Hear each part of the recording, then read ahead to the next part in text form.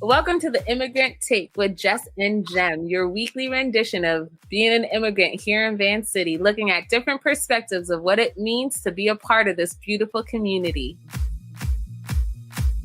Welcome to the Immigrant Take. Today we have April Colbourne joining us to discuss the Truth and Reconciliation Commission and how we can be allies instead of foes towards the efforts of this process. Hi, April. Hi, Jess. How are you guys today?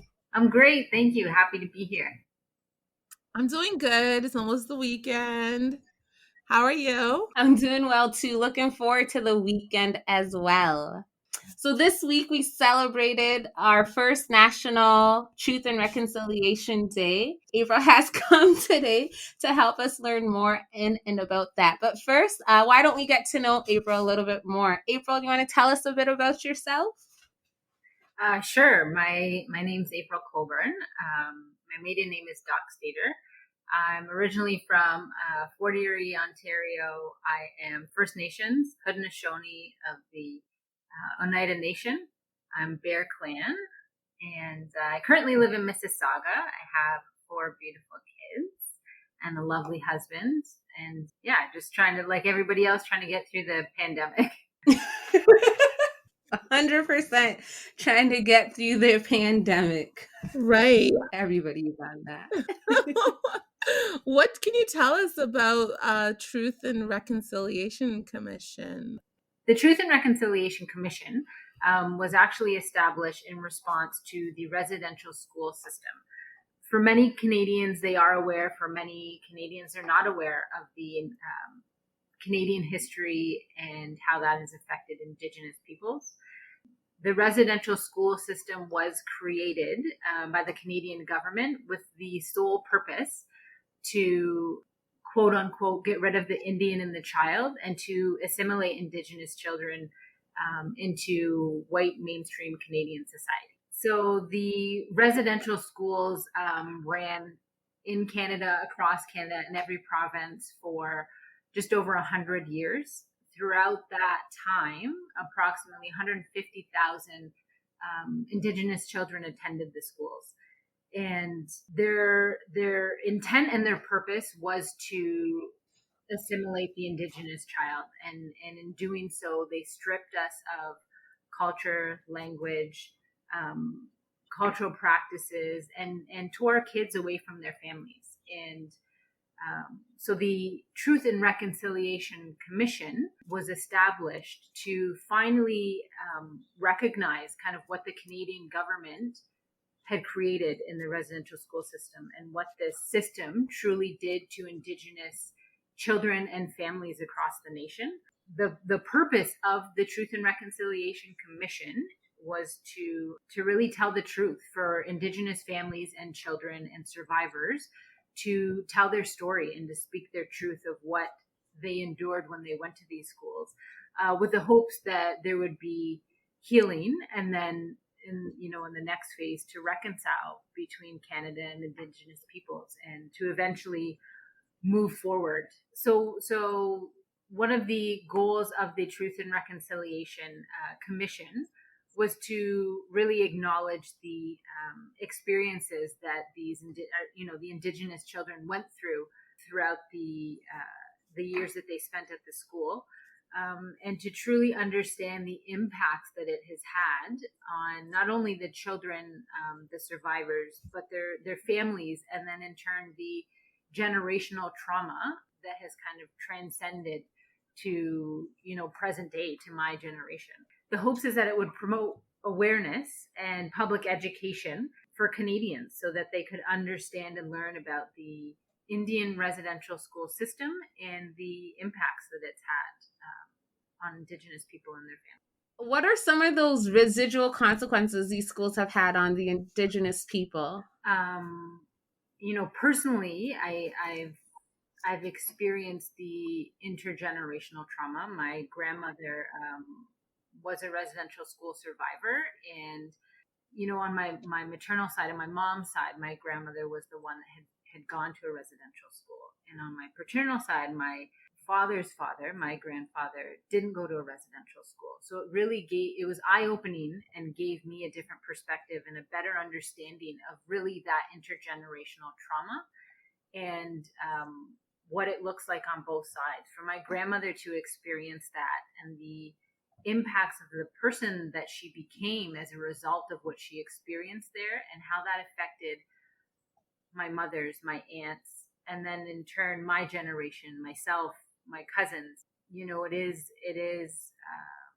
The impacts are everlasting, and So, just as you were just describing some of the consequences that you personally have dealt with, seeing both sides, your one grandparent being in a residential school and your other grandparent not being in a residential school, can you explain further about like how that's affected your generation and maybe your parents' generation as absolutely, well? in my personal experience, my grandmother didn't know her culture because she attended residential schools.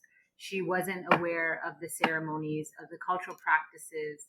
And she actually, because of the residential schools, she lost the interest she became detached from her culture, as well as, being told that she wasn't allowed to practice her culture or speak the language.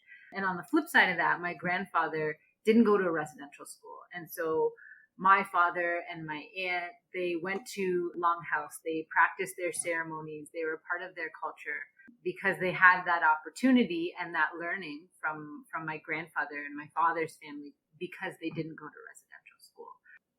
Emotionally, physically, spiritually, they were very different people, my grandparents, because of the direct experiences they had and the impact of residential school.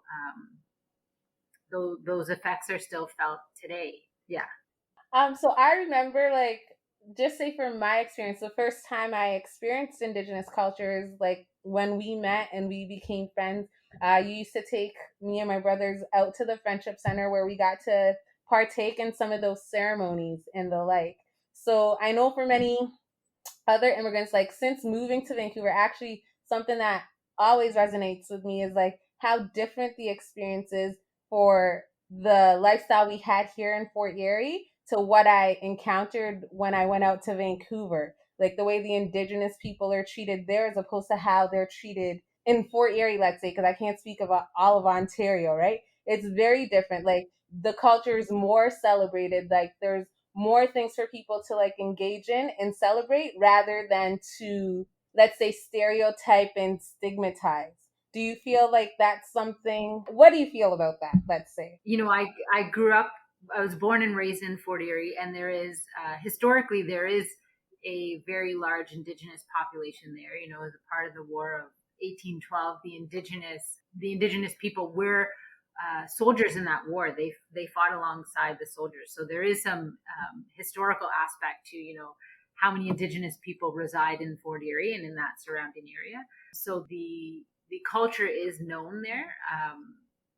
There is an Indigenous population, so there is a bit of an awareness in Fort Erie. Coming from that and moving to a bigger city in Mississauga, where I currently live, it was pretty eye-opening because that was my experience growing up, is that people were aware of Indigenous people, that we were here and that we were still living in a part of the community. And when I came to Mississauga, even still to this day, for a lot of people, when I mention that I'm Indigenous, I'm the first Indigenous person that they've ever met. So there is a very small Indigenous population in Mississauga. I'm a nurse. I work in a hospital. So there's a lot of conversation created in that context. And again, there's all different diversities, ethnicities that walk through that door. And we are a minority as Indigenous people. And there isn't a lot of education, knowledge, or awareness by your average Canadian that we exist, that we are a part of Canadian history. And unfortunately, we are a dark part of Canadian history that kind of got swept under the rug. So absolutely, I do see the differences. And really, I think it's city to city. And it comes down to awareness, knowledge, and education. If people only know what they know, and if they don't experience it or have the opportunity to experience a powwow or go to a Native center or to take part in some sort of Indigenous festival or presentation, then they really don't have that understanding or awareness. Right. Well, like you said, like you said, it is a great opportunity and an incredible step forward towards Indigenous people sharing their truths, their experiences, and culture. How does reconciliation factor into the Truth and Reconciliation Committee mandate? It's in there by definition. Reconciliation was the intent of the Truth and Reconciliation Commission. It was established and it came out of that dark history of the residential school system. And the intent was to, finally allow Indigenous people to speak their truth and to tell their story, with the goal of creating healing and reconciliation. Having said that, reconciliation right now is a bit of a buzzword. And with this past election, there's always been promises that the government makes to the Indigenous community, and they're always looking to make those steps forward. But when it comes to talk and to action, even still, the Canadian government itself is lacking in their completion and action on these items. So the Truth and Reconciliation Commission actually created a report in 2015 with 94 calls to action. And they broke it down into different categories and subcategories, but it was exactly that: calls to action for child welfare within the justice system, education, awareness, creating a safe space for people to grieve, to heal. And I think as of 2019, I'm giving some kind of rough stats, only 9 of those action items were actually completed. So again, right now, reconciliation is a buzzword in light of the findings of these unmarked burial sites at the residential schools. It's only now becoming significant to the rest of the country, and it's come to the forefront more recently about residential schools and reconciliation. So I think on one side, it's absolutely refreshing, that there is more awareness, that it is becoming recognized, but there's still so much that needs to be done and so much action that needs to be taken to actually work towards reconciliation, and what that looks like and what that means. And this report was published in 2015. It's 2021, and still there's not a lot of action to all of these items on that list. So one step forward, 2 steps back is kind of the feeling that it gives. But personally, I'm really excited, and again, it's very refreshing that there is now some awareness and some light kind of being shone on the situation and what on Canada's dark history of the residential school system. I totally agree with the reconciliation being a buzzword. Working in the early child education field myself, in Vancouver, actually, it's a big push. A lot of educators are having to kind of put together or bring together or reconcile the Indigenous upbringing and way of life in the early childhood education system. So I feel like with that, with one of those calls to action being that, that you allow people to learn in the way that they would have learned if they had been given that opportunity, if they had not been put into the residential schools.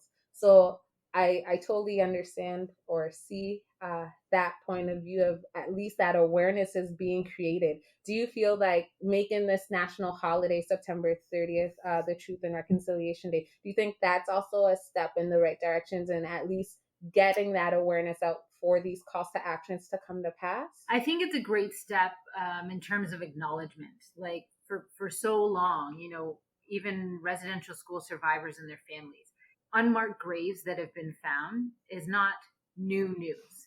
It's not new information to the Indigenous community. It's really confirmation of what they already knew.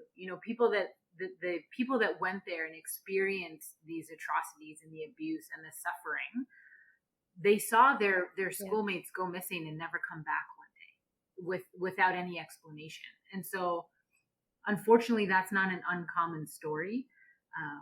When you listen to survivors speak and speak their truth. So I'm pleased. It is a step in the right direction. I think it's a first step to acknowledgement, that this did happen, that it is a part of Canadian history.